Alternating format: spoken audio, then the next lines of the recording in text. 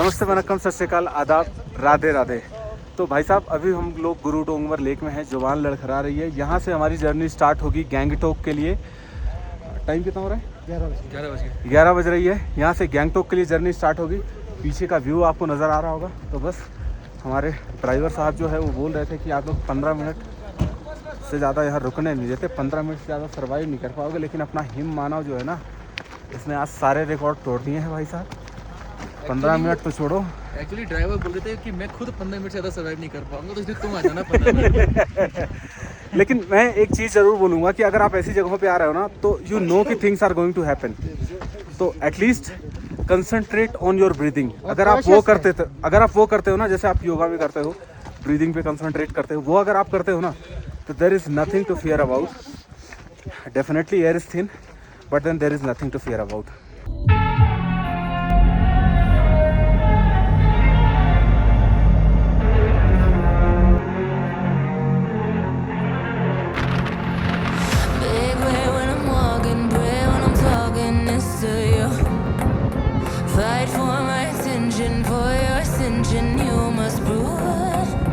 देखो 5 पॉइंट से आने के बाद हालत ऐसी होती है। लो ऑक्सीजन में आप रहते हो, फिर आपको थकान होती है, फिर देख रहे हो बंदा इतनी घटिया रोड पे भी बंदा सो रहा है। ये लड़का भी सो रहा था काफ़ी देर से। नहीं तो आंखें बंद देखी मैंने। चश्मा पहना, आंखें कैसे बंद देखी आपने? चश्मा साइड से दिख रहा था ना, आंखें तो भाई साहब गुरु डोंगवर तो हमने देख लिया। रास्ते में आते टाइम ऑक्सीजन की कमी वाले रीज़न में जाने की वजह से या जो भी वजह थी, इतनी थकान हो गई थी हमको, इतनी थकान हो गई थी कि सबके सब सो रहे थे। बट वो ड्राइवर ने ऐसा डरा रखा था कि भैया हम जब आओगे ना तो मुझे जगा के रखना। तो मैं सो नहीं पाया, मैं बिल्कुल भी सोया नहीं, क्योंकि डर उसने ऐसा डरा दिया था कि मतलब उसका ना एक्सीडेंट हो जाए। तो उस डर के मारे मैं फटी में जी रहा था। गुप्ता तो बेहोश पड़ा हुआ था। यहाँ पे एक्चुअली मेरी ऑडियो रिकॉर्ड हुई नहीं है। ये जो जगह है, इस जगह का नाम था चोपटा वैली। यहाँ से काला पत्थर जाने की जगह है। काला पत्थर के लिए अलग से, हालांकि वो टूर एंड ट्रेवल्स वाला जो बंदा होगा वो ड्राइवर अलग से 1000 रुपीज़ लेता है। ऐसे ही सेम 0 पॉइंट का है आपके पैकेज में, मतलब आप 1000 रुपये ड्राइवर को दोगे तो वो वहाँ तक पहुँचा देगा। यहाँ से नज़ारे बहुत ही खूबसूरत थे। इतनी हवा चल रही थी, लेकिन इतनी हवा चल रही थी कि ऑडियो बिल्कुल रिकॉर्ड ही नहीं हुआ पूरे व्लॉग का। फिर हम यहाँ से लौट गए। और भाई साहब इस पूरी कहानी में सबसे माशाअल्लाह चीज़ होती वो था हमारा ड्राइवर। तो भाई साहब फिलहाल हम लोग हैं थांगू वैली में। यहाँ के इधर वाले जो पहाड़ है ना, सारे के सारे जमे हुए हैं। और यहाँ वाला कांड दिखाई दे रहा है आपको। यहाँ हमने हालांकि फोटोज ली है, पर यहाँ वाले कांड देखो, ये देखो, ये भाई भाले निकल रहे हैं अंदर से। बस हो गया। हिम मानव देखो, हिम आते ही एक्टिव हो गया। आपको और भी दिखाता हूँ इधर। ये देखो सीन देख रहे हो यहाँ के, खतरनाक वाले सीन रखे हैं। इधर देख रहे हो आप, इधर के पूरे जितने भी पहाड़ है ना, उधर सारे के सारे बर्फ से जम रखे हैं। ज़्यादा उधर रिकॉर्ड नहीं किया मैं, क्योंकि बैटरी सबकी गई हुई है, थोड़ी बहुत बची है। तो इसलिए बस यही है कहानी। थांगू वैली भी हो गया। चलो इस वीडियो में थांगू वैली भी हो गया।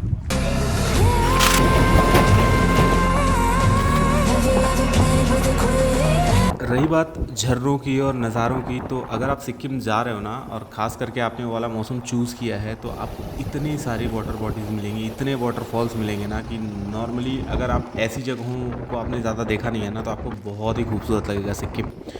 और एक और चीज़ पता क्या है कि जब आप पहाड़ी पे थोड़ा ज़्यादा ऊंचाई पे रहते हो ना, मतलब 4000-5000 फीट की 4000-5000 मीटर की ऊंचाई पे आप जब चले जाते हो, लाइक कि 15-17 हज़ार फीट पे, तो वहाँ हवाएं बहुत ज़्यादा तेज़ होती हैं। तो मतलब ठंड जो होती है, मतलब टेम्परेचर से ज़्यादा ना वो हवाओं का चलना इतना ठंडा रहता है ना, इतना ठंडा रहता है कि ख़त्म कहानी है। खास करके अपन गाड़ी में बैठे हुए थे तो ठंड हमें ज़्यादा ही लग रही थी। अगर आप कुछ कर रहे हो, बाहर निकल गए, धूप में कुछ काम कर रहे हो, तो एटलीस्ट थोड़ा सा कंट्रोल में रहेगा। लेकिन अगर गाड़ी में बैठे हो तो पाँव बिल्कुल सुन्न, ऐसा माहौल था भाई।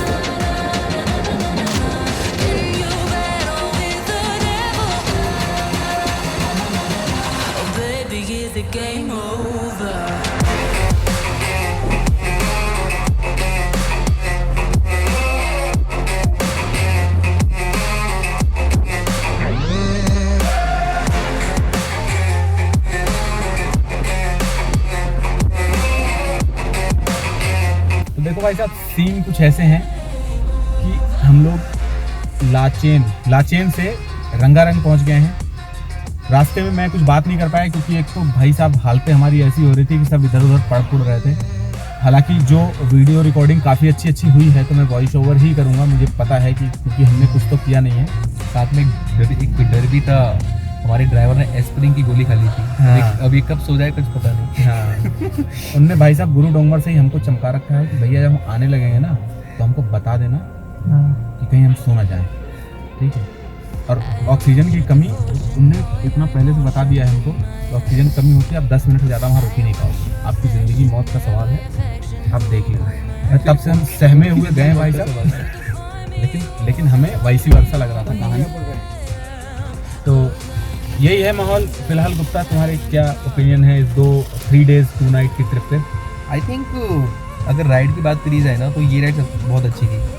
मैंने काफ़ी इंजॉय करी आपस में बात करते हुए। और वैसे देखा जाए तो मैं इंडियन आर्मी के बारे में बहुत कुछ जाना। एग्जैक्टली।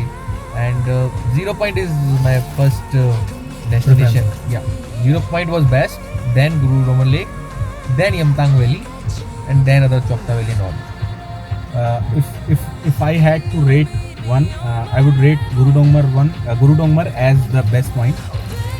और दूसरा पॉइंट 0 Point क्योंकि 0 Point थोड़ा हैपनिंग सा है ना वहाँ पे। अच्छा पता तुम्हें एक और चीज़ मैं सीक्रेट बताता हूँ भाई।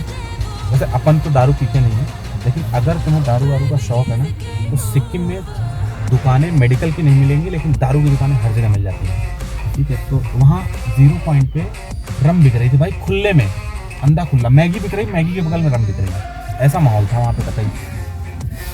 Eight 4500 meter. हाँ 4500 मीटर की हाइट पे तुम्हें रम मिल रही है।